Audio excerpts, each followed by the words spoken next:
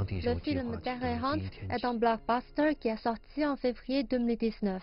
Il a remporté au box-office mondial près de 600 millions de dollars. Il a atteint la deuxième place du box-office chinois de tous les temps. Hollywood Reporter l'a qualifié de premier grand spectacle interstellaire chinois. Le film raconte une histoire où dans un futur proche, le soleil vieillit et est sur le point de se transformer en géante rouge.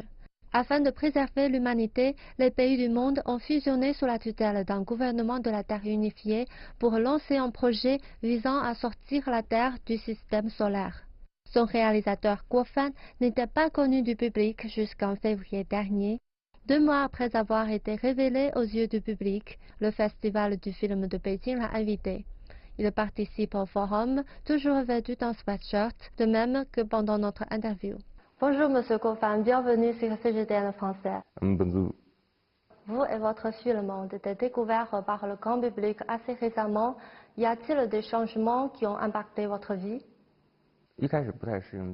Au début, j'avais un peu de mal à m'y faire, mais maintenant ça va. C'est une partie de mon travail.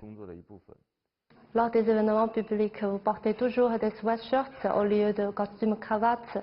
Pourquoi avez-vous cette préférence vestimentaire?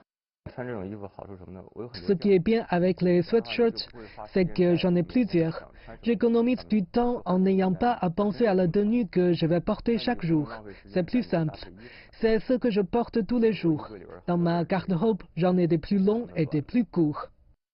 Pendant le festival de Pékin, il a participé à plusieurs forums et ateliers, notamment celui du projet des talents cinéastes sino-américains.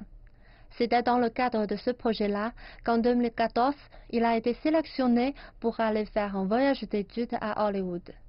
Là-bas, il a découvert l'industrie avancée américaine et a décidé de se consacrer au développement de l'industrie du film en Chine.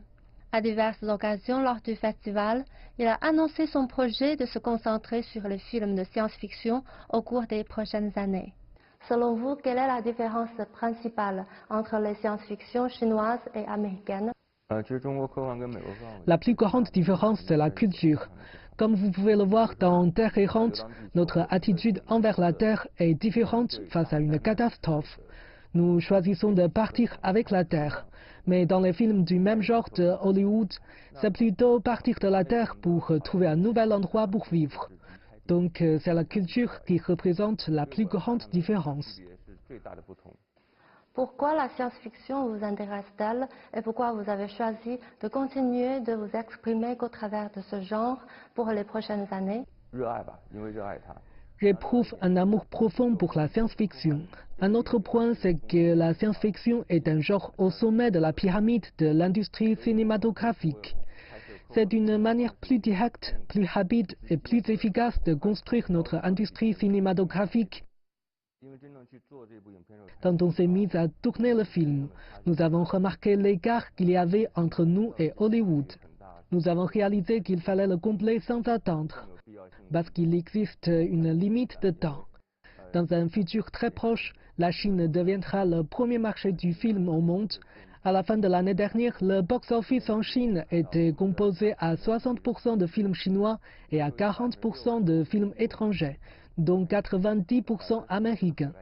Si dans 10 à 15 ans, cette proportion s'inversait, ce serait une tragédie, car cela signifierait qu'il y aurait de plus en plus de capitaux investis directement à Hollywood et de moins en moins dans les films domestiques. Selon mon estimation, la période de fenêtre avant la crise est de 10 à 15 ans. Je pense qu'on a besoin de rattraper au moins un niveau légèrement supérieur à la moyenne de l'industrialisation hollywoodienne. Ce n'est que comme ça que nous pourrons rester en compétition sur la même scène. 2 jours après cette interview, son film a reçu le prix des meilleurs effets visuels du Festival de Pékin. Le soir, il a posté sur son compte de réseaux sociaux la vidéo de la remise du prix, en écrivant « Nous choisissons l'espoir ». C'est la phrase la plus célèbre du film et probablement aussi la devise personnelle de Guo Fan. Sur son chemin de film de science-fiction, l'espoir a toujours été une sortie. 蹦，第3条，蹦，一定要剪到花絮里面。